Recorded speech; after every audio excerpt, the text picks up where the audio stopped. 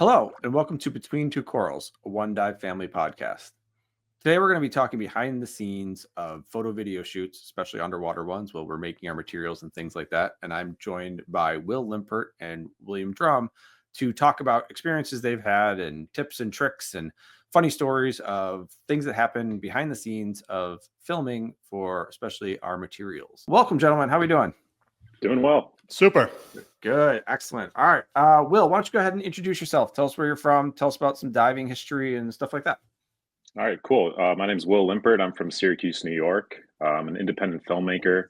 I have 17 years diving experience, mainly through New Jersey wreck diving, which I was introduced through my grandfather and my father, who were New Jersey wreck divers.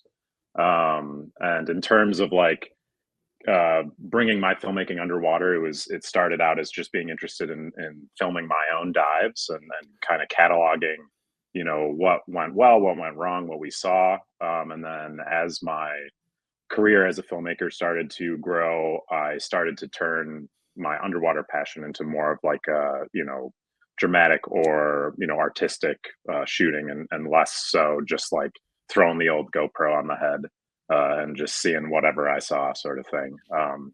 And yeah, so that's pretty much me. Which off of New Jersey is pretty much just muck and every time. Yeah. It's like, why not just use a action camera when visibility is 1 foot? Yep, I agree. All right, William, how about yourself? Give us a quick little introduction, bud. What's up, everybody? I also have about 17 years of underwater filmmaking experience. So a couple of old fellas over here. We're doing all right, though. I started when I was I got my certification to dive when I was 12. I just always loved being underwater. When I was younger than 12, I used to go into the hot tub in my parents' backyard and suck the bubbles out of the bottom of the hot tub so I could stay underwater longer. So I've always just really loved blowing bubbles. Not sure how much damage that did to my lungs, but no signs so far, so all good. I was in science for a while. I worked in biotech. I did my dive masters in Australia on the Great Barrier Reef. But I'm from Denver, Colorado, so I often joke about being the top underwater photographer from Denver and the only underwater photographer from Denver.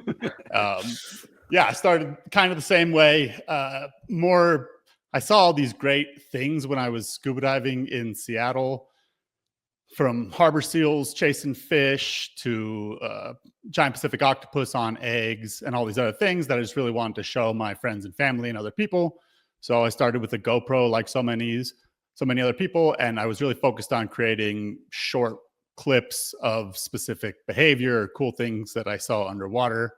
I was working in biotech at that time and just kind of killing myself working a full-time job and diving at nighttime. So eventually a time came to make a decision whether I was going to stay in science or if I was going to try this full-time. And I chose doing photography full-time, moved down to Monterey, California, freelanced as a filmmaker, underwater cameraman for a while.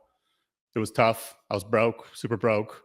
So I kind of started doing some marketing as well and blended my underwater photography and filmmaking with helping dive brands, especially dive manufacturers, create marketing assets and use those assets. And that was in 2016.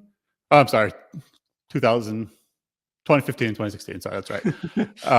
And yeah, now I am basically a full-time underwater photographer and just trying to shoot, get better, and connect with more people. Beautiful. I think that's, I've got a bunch of questions, but since we went that route and kind of got into the background of things, if you could make a recommendation to a new photographer, videographer, each one of you guys on what they need to do or what they should keep doing or try to do to follow their dreams to become an underwater photographer, videographer, what would it be? William, why don't you start since you were going first here? I mean, the biggest thing is like sticking with it. There's so many people who I started with who, for one reason or another, whether that's finances or life or whatever it might be, they just couldn't stay with it. And finding especially financial success with underwater photography is hard. It's a long game. You're competing against a lot of older people who might be retired, might have finances to fund their trips. And the dive industry is famously, it's an industry that's all about love. So because of that, and because there's not a ton of money in it, it's hard to get paid decent amount for your work. But if you stay with it and you just follow your vision and know that eventually it'll come through for you if you keep on trying, then that's really all it takes. Like, longevity is such an important part of it. Cool. Thanks. Will, how about you? You want to add to that? Or I would agree with what William said, but also I feel like one of the most important things is, it's easy to get bogged down with like, oh, I don't have, the most expensive camera, or I don't have X, Y, or Z, when, especially when you're starting out, like getting framing down and getting, subject matter down is one of the most important things, I feel like. And also like shooting what you have, like you don't need to go to the Caribbean or be, in crystal clear water to hone your skills. Like for me, for example, I cut my teeth on underwater filmmaking in New Jersey with, like Jason was joking, is really murky and sometimes dangerous waters. But you get down there and you do see cool things. And just getting used to making something out of what you have available to yourself, I feel like is one of the most important aspects. And then obviously longevity is important too, because a lot of the times if you only have the availability of murky waters or whatever, you can get really frustrated really easily, and spend a lot of time getting this footage, and you get back to the editing room, or you get back just to review your footage, and you're like, oh my gosh, I spent all day on this and I have 10 seconds of usable material. And being able to live with that and grow with that and just learn is really important, and something that's pretty difficult to do, because it's easy to just get frustrated and throw it out. And I say that knowing that there are people before us, with older technology like actual film cameras and stuff, had much more frustrations. You think of like guys like Gary Gentile, who I learned a lot from reading his books about underwater photography and filmmaking. And he always talks about, when, his analog camera was having an issue, and you're like, oh my gosh, I can't even imagine the frustration of that type of thing. But, still, even in this digital age, there can be some frustration. So being able to just work through that, I feel like is important. and I would echo that. Like that's one of the things that I see is, I've got a bunch of videos and photos of like beautiful places, and people are like, yeah, cool. But the ones that are off of New Jersey that are the World War II shipwrecks, those hold the most attention. Like it's, you're coming through this murkiness into something, and what you've developed from there has actually held a lot of people's attention a ton. So you might not think you're in the best spot, but it might actually hold people's attention. So sorry, William, I cut you off there. So, oh, that's right. Yeah. Yeah. And also with that, just like keeping the passion alive is so important, because like Will's saying, it's really easy to get discouraged by things. I did a 20-day expedition in the Azores, and we saw hundreds of whales, blue whales, fin whales, sperm whales, humpback whales, all these things.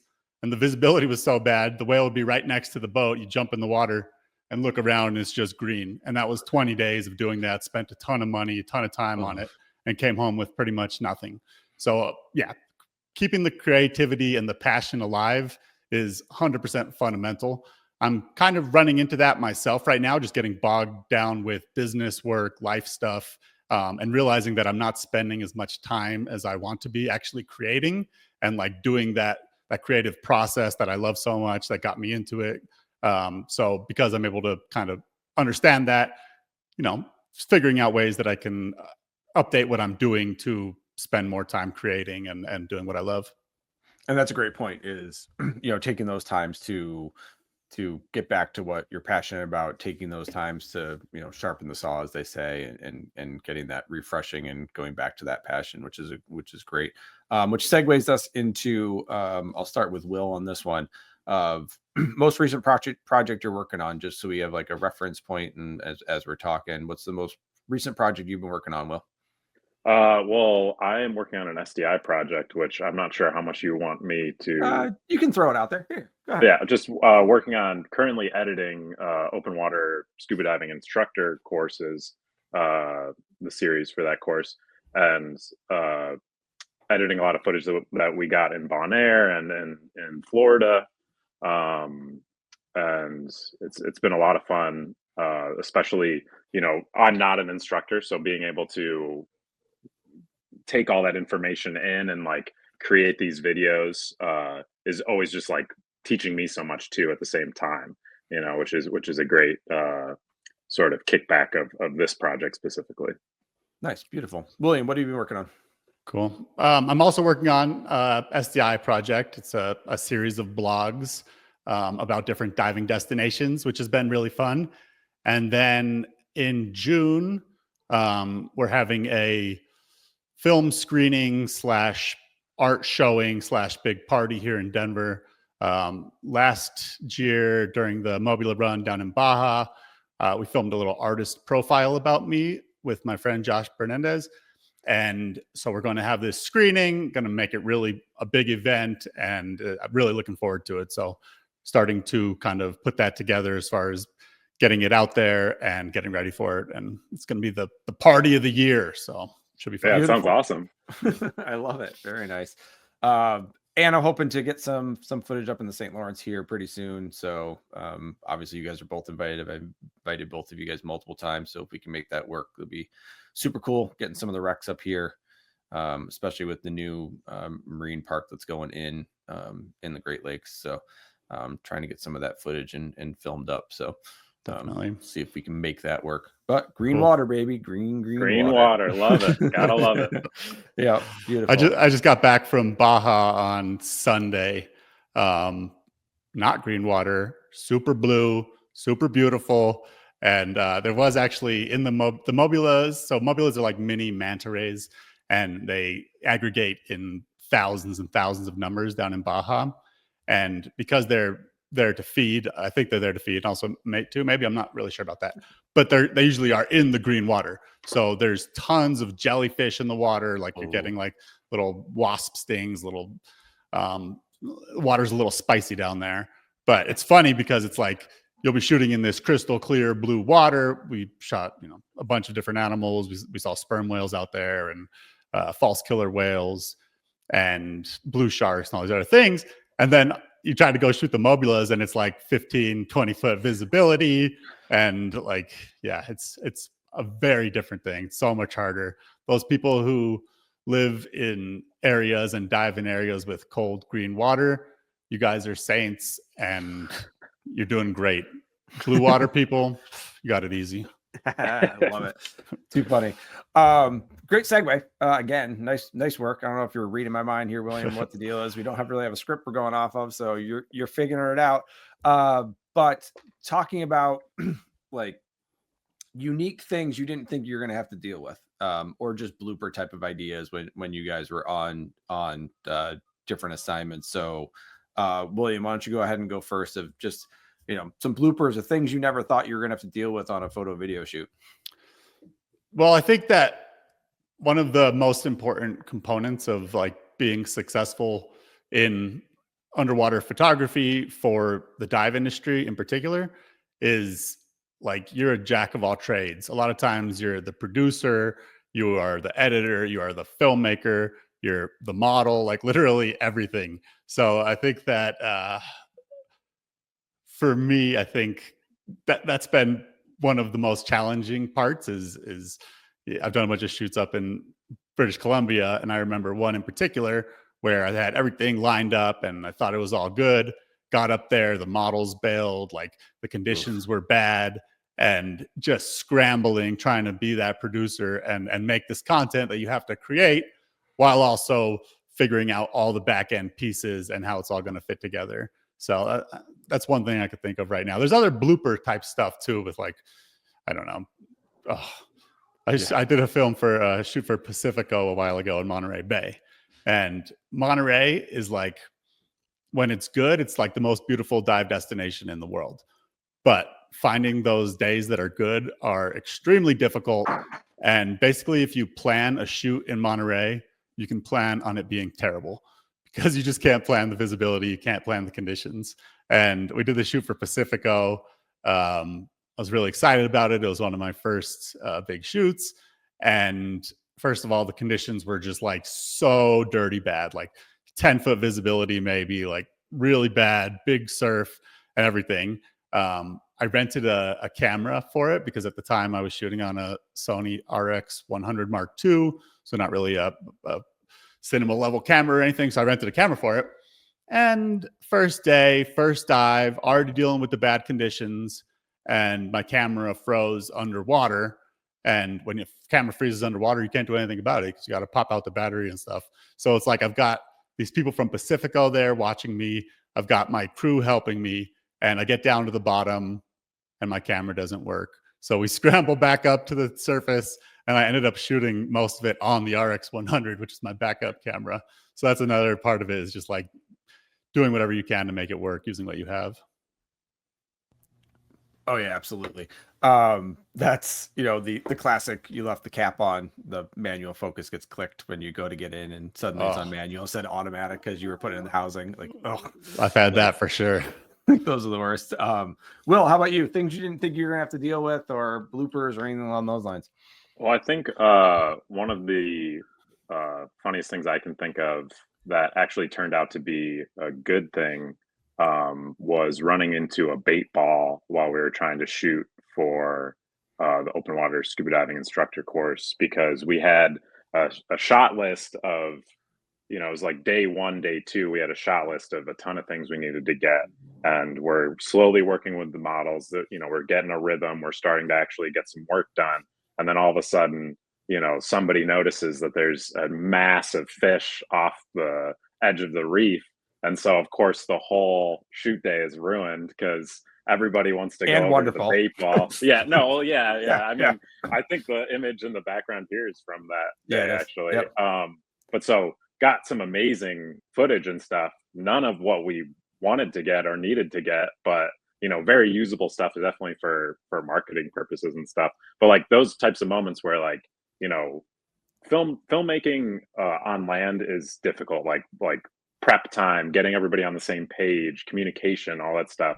Once you bring it underwater, obviously the communication is difficult, but then you have to deal with Mother Nature and with whatever the ocean will throw at you. So like in that instance, you know, being able to just, like, as a whole group, kind of swivel on that change and be like, okay, we're going to get some good nature shots now and some good shots of models interacting with a bait ball. Cool. So that was, you know, great. And my favorite part about that story too is that I think we were talking to a local dive shop earlier that day, and they were mentioning that there was a bait ball kind of moving along, and we were like, oh man, wouldn't it be great if we ran into that? And, you know, in the moment, I remember being like, oh my gosh, this is amazing. And then getting out of the water being like, oh no, tomorrow's going to suck. We have so much more work to catch up on. But yeah, just like little moments like that, and being able to be, you know, being able to just change and shoot what is available to you again. Like that wouldn't have happened, you know, or, you know, that might not have happened, and then we wouldn't have had any of those great shots. But being able to just be, you know, flexible is important. But yeah, definitely was. I was also really hoping, because the whole time we were down there, I really wanted to get some good shark shots. So when the bait balls there, I was like, you know, always swimming on the edge, like, come on, they got to be around here somewhere. Anybody? Yeah.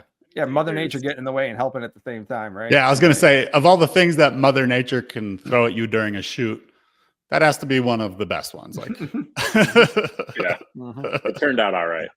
Yeah, instead of just an upwelling of stuff that just gets in the way of the shot. But, you know. And then like another quick story similar to that, which made the shoot kind of terrible, was I was shooting in a spring in Florida, and we were getting, you know, just similar sort of content for like instructor course stuff. And the water was great, you know, the models were great, but it was a public space, and so we had to deal with, you know, the area we were shooting in getting more crowded.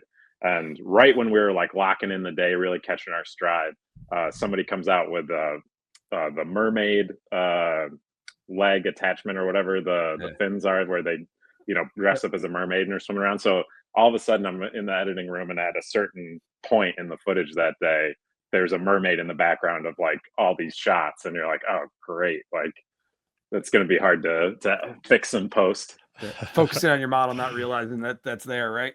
Yeah, it's Just like, snuck oh, in. how did I not catch that woman swimming in the background this whole time? Mhm. It's a little distracting to, especially educational content. I Yeah. love it when you do catch, or when there's things happening though and you're focused and then you don't catch it and it's like something really cool. Yeah. Yeah. I was shooting in Tonga and there's some really beautiful sea caves there, just like crazy 150-foot visibility, wide open cavern, like especially free diving, you just feel like you're flying through this cave. But I was focused on my model, shooting some free diving images, and we were there for a long time shooting, and then we got back, and we were with this other girl, and she was like, "Did you guys see that weird eel or something in there, like swimming around?" We were like, "What? We didn't see. What are you talking about? We didn't see anything." And she's like, "Yeah, look at this GoPro footage." And there was just a banded sea crepe, a sea snake, just swimming like all around us while we're shooting, and none of us, we didn't see it at all. And the sea snake was just like going in and out and like all over the place. Kind of funny. That is amazing. I feel like Love that that. also kind of reminds me though that like it's so important to have other people in the water where like there's like little like you're as the camera person, you're like so hyper focused on like a Yeah, little area that like it's easy to uh overlook little mistakes or something, like if the back of a model's mask is twisted 100%. or something like that, and like if there's another person in the water that's like kind of trying to be the omnipresent overall view, it always makes shoots go smoother, and because there's just been so many times where I've looked at footage and been like, oh man, their strap is loose, or like they're Mhm. they're not as streamlined as Mask I is want them to be. foggy. Yeah. Oh Yeah. my gosh. Yeah. That's every shoot though. Yeah, always. Yeah. Yeah, Yeah, for me, that's the biggest part. So like my role on these is kind of like getting the gear, making sure that's happening for some of these shoots and backup photography and things like that behind the scenes, but acquiring the gear and it's all new. And no matter how much you clean it and no matter how many times you go through it, it has to be sized and adjusted and foggy and this and a that and it, reg adjustments and even fresh out of the box, all the different stuff. Super appreciative of all the equipment, but the equipment issues are just constant, right? Well, I feel So like too, like as a diver, I feel like it took me years to really get comfortable with my just dive setup and like fully kind of lock it in efficiency wise. So like hats off to all the models that just show up and are like, oh yeah, throw me in whatever wetsuit and give right. me whatever BCD, I'll make it work. And like, in Bonaire especially, there are a couple really, really great divers down there that were like just looked so professional. And I was like, the whole time I was thinking like, none of that stuff is their gear. Like it would take me so long to just be like, okay, I'm fine, with my buoyancy now. So Yeah, that's definitely another important. the other component that's really well, of course, like for me in particular, what you're talking about has been a problem with so many photo shoots that I've done, especially working with the dive manufacturers. Because it's like if you have any other brands in any shots, like you can't use anything. Like if you have a logo from the wrong brand, you can't use it. Um, Problems with the gear configuration, with the trim, all this stuff that I'm just not very focused on. So having somebody who's just like in tune with that is so huge, so important. But the other part is also just safety. Like in Baja last week, we were shooting blue sharks, and we had this super awesome, inquisitive blue shark. It had like one of its fins was all messed up, and it was really friendly and like, well, friendly. It was coming right up to us and like bumping on the dome multiple times, and it was just great. But we're focused on this shark. That was the only shark around. And then all of a sudden, my friend like swims up to me real fast and grabs me because another big blue shark had just entered the scene and was coming up behind me. So like having those guys for safety too is just, it's really important, especially when you're shooting big animals. yeah, and especially in Clearwater, right? Like you are so focused on like something 200 feet away looks like it's 10 feet away. So you're swimming at these things and you're focused on the camera and you know not necessarily depth or gas consumption or those sorts of things, and Yeah. stuff can happen, right? So And Absolutely. I feel like going back to like people that are getting into underwater filmmaking and stuff, or if they're like, you know, new to diving and interested in underwater filmmaking, I feel like emphasizing being an expert at your, or being comfortable just as a diver is like the most important thing, because like, you know, obviously buoyancy control and, you know, being smooth like as a swimmer is really important. You know, but like I'll find myself myself in like, you know, really contorted positions sometimes, like with my feet way up in the air just to get a good shot. And, you know, to be able to do that and not, you know, if you're in a dry suit or wherever, have an issue with where your air is, you know, or shooting to the surface or whatever. It's really important to just be a solid diver, have good buoyancy control, have good, you know, be comfortable with your computer and everything, so you can kind of have that in the back of your mind where it's always, you know, present, and you're always aware of what's going on in your own being, but then being able to separate a section of your brain to just focus on the camera too. But I feel like it's really important to not just dive straight into like, yeah, throw a camera in my hand. You know, it's like, well, Totally. let's make sure you are comfortable first, you know?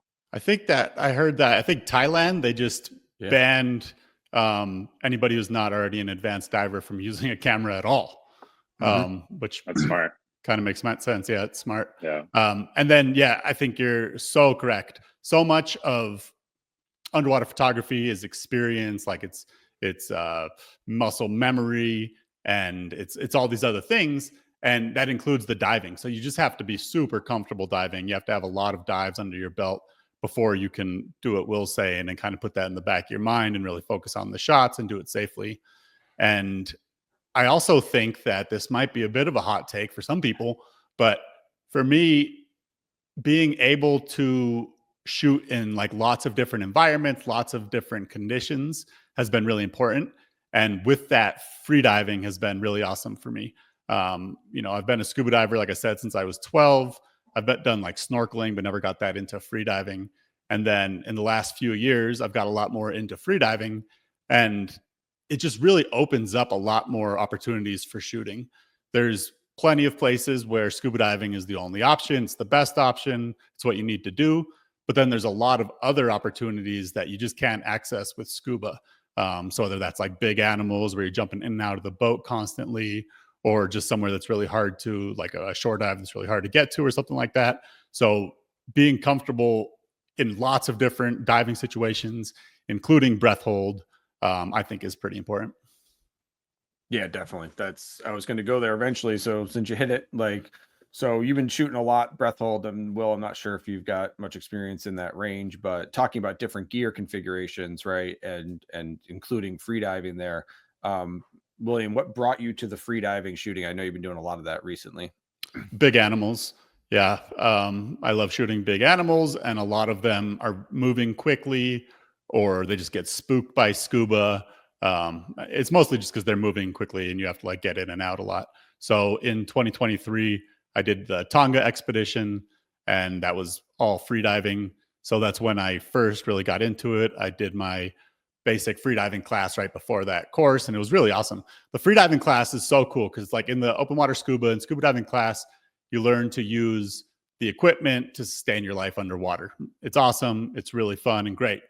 But freediving, you learn to use like your body to sustain yourself underwater. And when you start learning these pretty simple techniques and just learning about your own physiology, it's crazy. Like during the course of the basic freediver class, you can go from holding your breath from like 30 seconds to 2 minutes or whatever it might be. And it's just these little tricks, little like biohacks. I don't really like that word, but just like little tricks that you can do to stay underwater for longer. So it's really cool because like the difference between learning external equipment to stay underwater or learning your own equipment to stay underwater longer. And then since then, yeah, Will was talking about bait balls earlier. I love bait balls. They're definitely one of my favorite subjects to shoot. They're so dynamic and challenging, and you know, no two of them are ever alike. And most of the bait ball shooting is done on breath hold because they can move really fast. There's occasionally static bait balls, but most bait balls are moving. So even though it might look like it's just a massive fish all swimming in one place, a lot of time they're still moving in a direction. So I did Magdalena Bay not too long ago, a year ago, and that's, if you guys want to see bait balls, it's probably one of the best places for it. You've got thousands of marlin, sailfish if you're lucky. You've got dorado, mahi-mahi, humpback whales, sea lions. You never know what's going to show up to the party. So yeah, basically the reason that I started doing freediving and why I love it so much now is because of those opportunities to photograph big animals and fast-moving critters. Nice, beautiful. And Will, I know that you're not doing the freediving stuff, but Well, I what was do you just got gonna to add to say that? I've never really had interest in that, but after hearing William talk about it, I'm locked in. I gotta look at the course now. It's so Nice. fun. You should. Yeah. I recommend everybody to do it, whether you're a scuba diver or a free diver. Like, it's cool. Safety wise, it's good, and it's just cool learning about your body. Nice. Yeah, I've seen a lot of people do like spear diving, free diving in that way in Jersey and stuff. And I've always been like, why would you do that if you have a tank on? But hearing your reasoning behind it is very interesting. It makes it very appealing. I think one of the upcoming podcasts I'm going to do is getting a couple of our PFI freedivers to try to convince me to do freediving, because I'm good luck. Regular diver, yeah. They got their work cut out for them. Yeah, how many hours is that podcast? Yeah, 2 to 3, it'll be fine. So we'll see. I gotta reach out to them and figure that out. But that's what the next one I think we're gonna do. But Will, what's your preferred like dive setup for filming? I mean, camera wise or gear wise? I think gear wise. Well, I'm most comfortable with steel doubles. That's what I dive in New Jersey. Love having a dry suit on, being comfortable, temperature wise. I love my Shearwater computer because it's just very clear and you don't have to like really think about, you can glance at it while you're filming and be like, okay, I know what that information was. And then I have these, I think they're Poseidon dive gloves that are really helpful for most of my diving, which is, North Atlantic, where it's a 5-finger glove. A lot of divers up where I dive do like the 3-finger mitts, but it's just like you need to have a little more tactile ability or dexterity dealing with a camera housing. Do you do dry gloves or wet gloves? Wet gloves. Yeah. Mainly just because my dry suit that I have for both recreational and work is a hand-me-down, and it is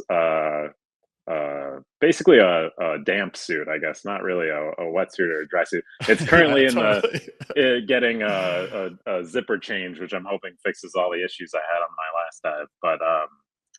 But yeah, wet gloves, and I'm trying to think if there's anything else really. But I think like getting comfortable with how my gear laid out and like the streamlining and stuff was really important, because you don't want to have anything kind of like floating away from you computer wise, pressure gauge wise.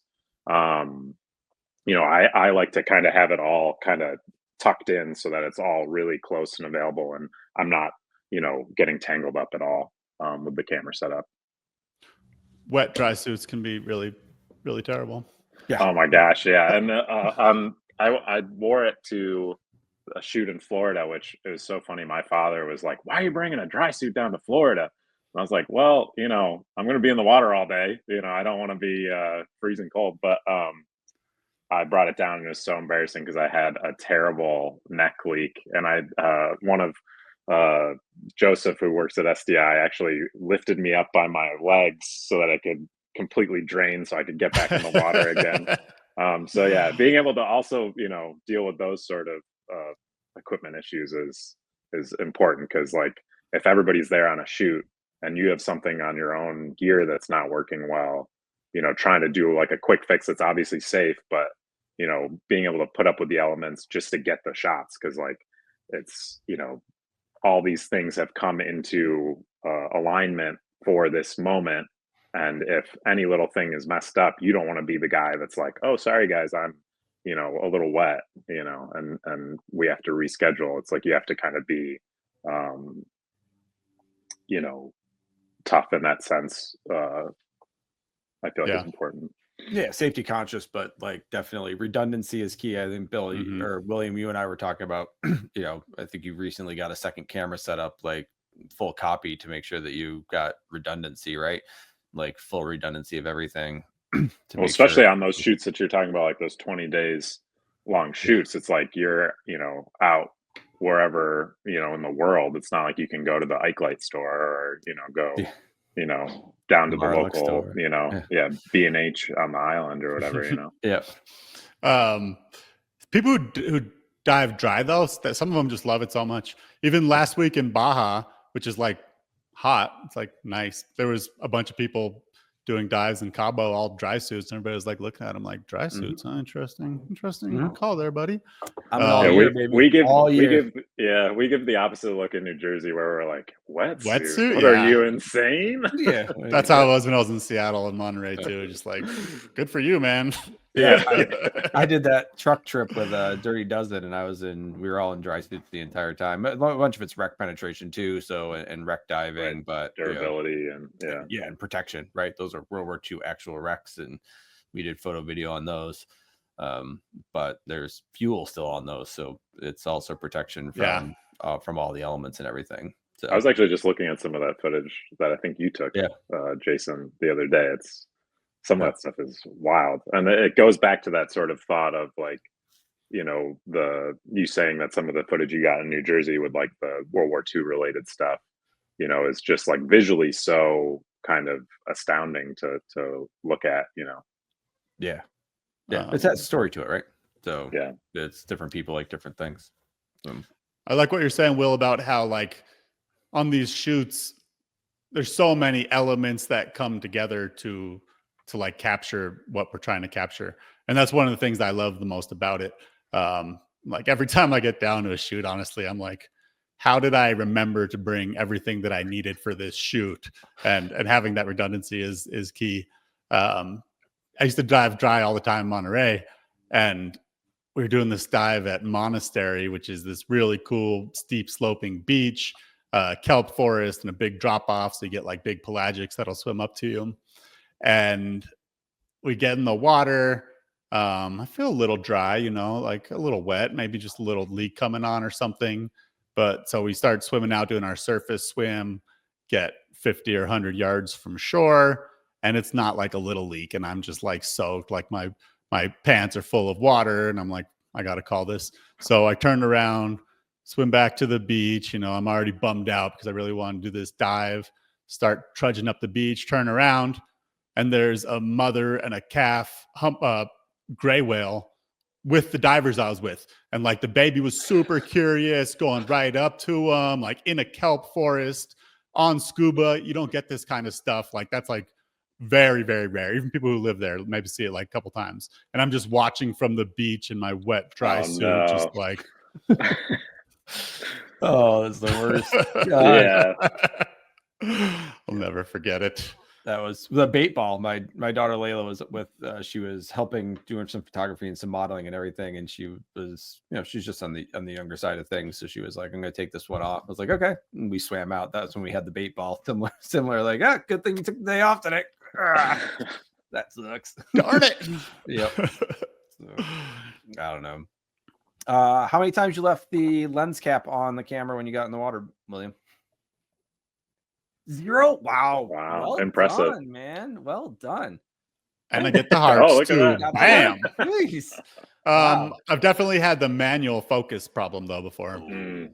Sometimes that's easy to accidentally flick, Uh-huh. you know, while you're putting the camera in. Yeah. Big mistakes though. Man, we were in spring in Florida, really awesome deep one, shooting free diving and scuba diving, and it's like 100, maybe 100, maybe a little bit more than 100 feet down, and then there's like a cave system that goes back. So like, there's been, you know, scoping out stuff, doing some shooting, and I have these ideas for these photos that I really want to get. So I go down to 100 whatever feet, and I go back down into the cave a little bit so I can shoot up and get these divers coming down nice and wide, like beautiful light, everything's perfect. And then go to shoot and I'm full manual, completely out of focus, and just another one where I'm just devastated. Yeah, I feel like in those moments you can always you can probably hear on the surface the cameraman, being like, "No!" Yeah, underwater. exactly. One bubble opens up just with an expletive. Yeah. The thing is, though, I often just lose my lens cap, so that's Hey. touche. if you don't have them in the first place, you're not going to forget them. Or you're not going to forget to take it off. That's a great way to do it. Absolutely. Jeez. Pro tip. Will, what about you? I've done it before. Yes, I don't want to admit to how many times, but it's never ruined the shoot, luckily. But it's just such a process too that if you make that mistake, once or maybe more than once, the shame of taking apart the housing and the time it takes to take that all off and put it back together, you're like, I am never making this mistake again. Like, I'm going to learn from this mistake. And then, weeks or months later, notices it accidentally happens again. You're all right? What's going on? Why is the camera taking apart? Everything all right? And you're just grumbling under your breath. Yeah. Lens cap. Just the lens cap. I left it on there. It's all right. I meant to do that. It's just protecting it from nothing at all. Yeah, it's one thing when you have gear problems that aren't your fault, but it's definitely another thing when you have gear problems that are definitely your fault. Yeah. When I was diving in Socorro a while ago, I was using a plastic housing, which I do not recommend for people. I mean, some people can get away with it, but you have to take better care of them. They're not as durable. And in my experience, they just aren't as good. So I was diving in Socorro, and basically after 10 feet of depth, none of the buttons would work. And we're diving 100 feet, amazing shelves with schools of hammerheads and tons of different sharks and all these things. And every time I had to switch anything, I would have to swim up to 10 feet. So I did it safely. There was no decompression, nothing bad happening. But man, I was just bobbing up and down trying to change my settings. And that was for a liveaboard. I was the whole trip was like that. Oh, that's also another important example of like being a comfortable diver and like knowing where your boundaries are in that sort of like bounce, you know, situation. Because especially if your eyes are on the prize of being like, I just need to get this shot, it's like, well, yeah, but you have to focus on safety first. And I feel like an example during the Bon Air shoot that I really enjoyed, just like, you know, being introduced to how SDI does things and stuff. Like Jason had a conversation with me day one that was like, hey, if there's any issue, you know, drop the camera, drop everything and get yourself, you know, situated to safety, which like, obviously that's really important. And I feel like, especially as new filmmakers gather their own gear, kind of getting them insured so that it's not a second thought, you know, where you're like, oh, you know, I have all this money invested in this item. It's like, yeah, but nothing's worth your life, you know? So kind of setting those boundaries ahead of time on shoots, and also just preparing yourself, you know, for accidents or incidents where you can just be like, okay, I need to get to the surface. I'm just dropping everything and, you know, remaining in a safety, you know, space. So yeah, I've done it 10 years important. ago. I dropped my full rig to. Well, I didn't even know that, so I wasn't setting you up to say that. Yeah. I promise. Yeah, I dropped my full rig 10 years ago. I mean, there's 10 years ago, so it was a Nikon D90 full strobes, top to bottom, soups to nuts. I dropped. It's probably a real heavy setup, I'd imagine. It plummeted. Yep. And then to render aid to someone. Not involved in a photo shoot. I was just shooting personally and rendered aid to somebody who dropped it. And they actually went back and found the camera system, brought it back to me. Wow. It was on the edge of the wall in Grand Cayman. Like, oh my gosh. Not much further. That's crazy. 10,000 feet deep. It would have been gone. Yeah. They found it just on the edge. Wow. Yep.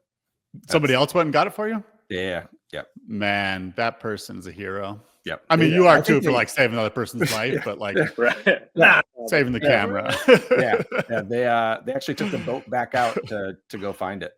They Great. went back out. They did their afternoon dive in the location where we were at, and I couldn't do it because I was with the person that I was helping out. But yeah, yep, Cool. full dump. So, don't have a ton of time left, but one last question that I wanted to get at because this is, I think, a good topic that I want to cover for some people that are potentially interested in this. Artificial light, not artificial light. What do you guys go with that? Strobes, or I mean, we're talking mostly videography here, but I know William, you do a lot of stills. Natural light or artificial, strobes versus continuous. What do you got, William? I don't use artificial light almost ever. I used to use it all the time, and I think that first of all, with like the advancement of the cameras, you needed a lot less than you used to. With the solid white balance, you can get a lot of beautiful colors and things still without it. That being said, there is still a ton of situations, reasons where you will use it, or I will use it. Macro stuff. Sometimes, night diving, obviously. So there's situations where it's really important, but most of the time I prefer like the natural looking situations without using artificial light. And the other component is just that it's just so much easier, and like not having like the big lights is really nice. So yeah, I have also recently, so I've been doing more and more pool photography, shooting models. I've also shot a ton of dive stuff, dive gear for manufacturers, dive videos for SDI, different things like that. And I've started using some artificial light above the surface, which has been really awesome. You can create pretty like looks like the sun. You can get the sunbeam effect with some big topside lights. I photographed the cover for Billie Eilish's "Hit Me Hard and Soft" last year. It was the coolest shoot ever. It was like all the years in the dive industry kind of came together. And when I was talking about being the producer, director, everything on a shoot, like I really needed it because I had 3 people on lighting, 3 people on grip, 3 safety divers, my team, Billy and her team, all these other components. And one of the great parts about it was having like this sick artificial light above the pool. And we had like a 20-foot by 20-foot softbox on a crane. And I was able to like tell the person where to move it, how intense it needs to be. We had other lights. I also brought underwater lighting, but for this situation, it looked much cooler with just the artificial topside lights. So yeah, that's where I'm at. I prefer the streamlined and ease and natural look of not using artificial light in most situations, but I know that it's really important for other situations. I'm going to interject before I go to Will on this one, because I bunch of social media. I think maybe it was a TikTok guy talking about it, and he his hot take was basically like, you paid a lot of money for a really nice camera, and what you got from a really nice camera is a camera that can function with a really high ISO. So use it. Stop trying to keep your ISO low and actually try to use your camera, because you're probably going to be better off, because like you were saying, Bill, William, with the new advances in these sensors and these cameras, yeah, you can do a lot with them. So it was an interesting take on that. Like, you paid a lot for a camera, and one of the things, the major features, is the ISO. Use it. Like, cool. Yeah, and the manual white balance too, like be able to yeah. create the get the red back even when you're deeper. Like that's huge. And some cameras are better at it than other ones. Stills is a lot easier than video, obviously. But I agree, like taking advantage of the camera. Right. Also, sorry, I know we were just talking about plastic housings a second ago, and no offense to people with plastic housings, but you kind of get what you paid for. On my last trip, a girl who I met, she just got back from Socorro, and she was using a Sony Alpha 1, so expensive, pretty nice camera, in a plastic housing. And on day 2 of the trip, the housing flooded, and she lost her camera and didn't have a camera for the entire trip. So yeah, that's important, especially talking about wanting to utilize the features of a nice camera. It's like, well, if you spend a lot of money on a nice camera, spend a lot of money on a really nice housing too. You know, Yeah. it should be like equal to the cost almost. And take care of it. Yeah, yeah. Yeah. Check those gaskets. Yeah.